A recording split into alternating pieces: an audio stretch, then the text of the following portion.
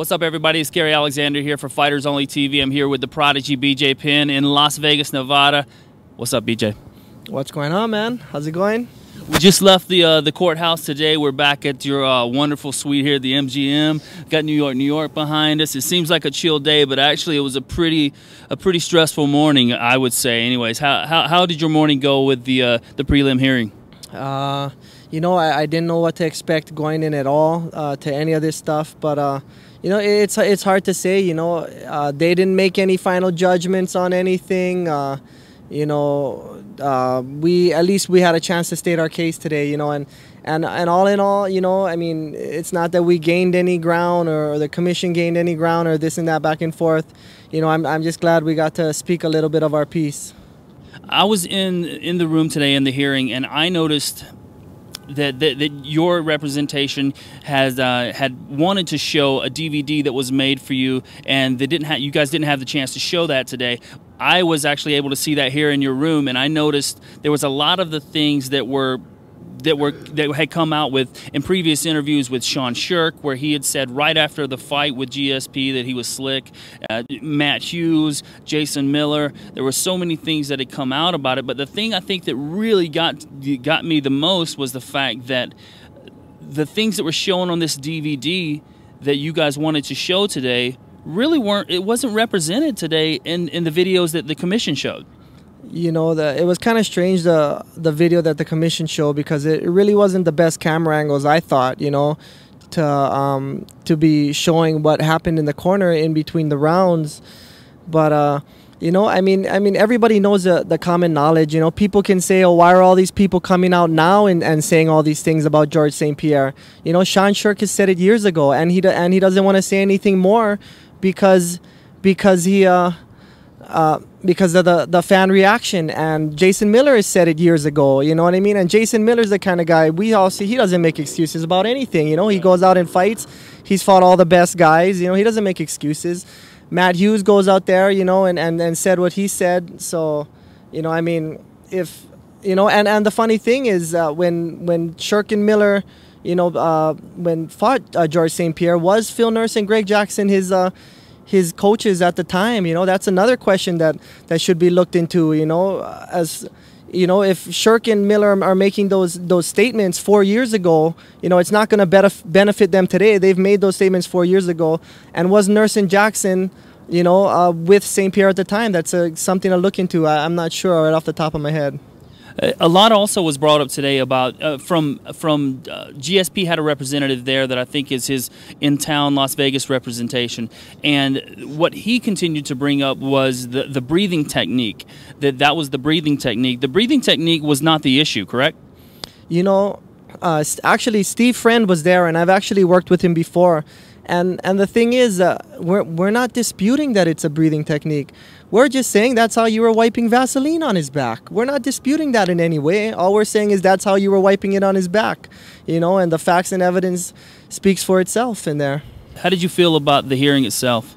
You know, it's kind of strange that when our hearing started, it seemed like there was some informal stuff or what have you compared to the other hearings. You know, it was like I did feel that a little bit. I felt like that it was a little more informal in a lot of ways than the Carl Parisian interview that had happened right before you. Yeah, exactly. That's what I mean. I mean, Carl Parisian's, you know, thing where he had a failed drug test or whatever, and they constantly were talking to him about the fact that why didn't he sign the paper saying that he had his prescription drugs on him, when his health and safety is paramount to the commission, you know, and them saying that, it would only make me think when I step up that my health and safety is paramount to the commission also, you know what I mean? And that's why we're here, you know what I mean?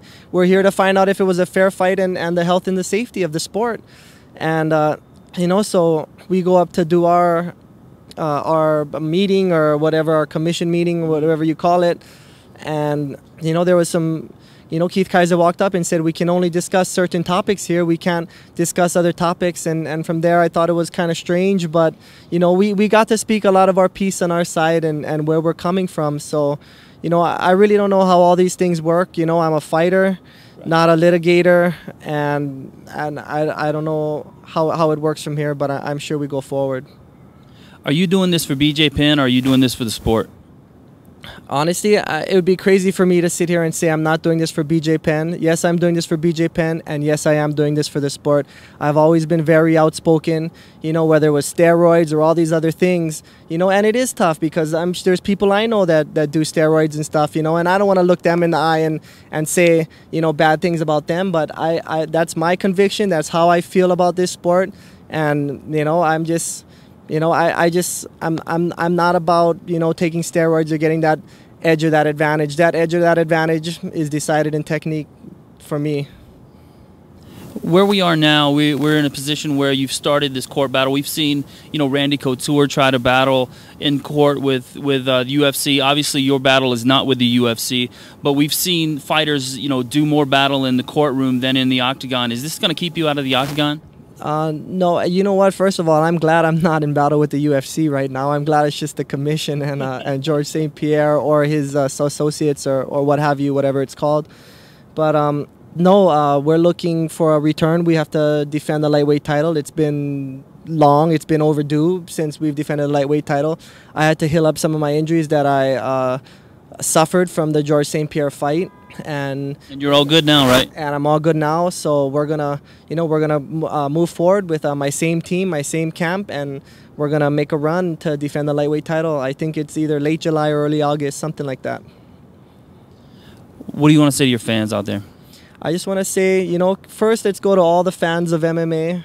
I want to thank you guys for supporting the sport, whether you're a BJ Penn fan or you're a somebody else fan or whatever kind of fan you are. I just want to thank you for supporting this sport. This sport gives me my livelihood and my ability to live and eat and take care of my family. And to all the BJ Penn fans out there, I just want to say thank you very much for sticking by me the whole way and all this time from when I started 9-10 years ago. And thank you guys very, very much. And then we got to drop the website. Thank you for...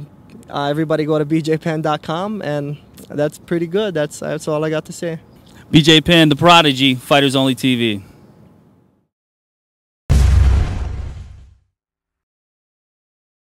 Love Fighters Only magazine.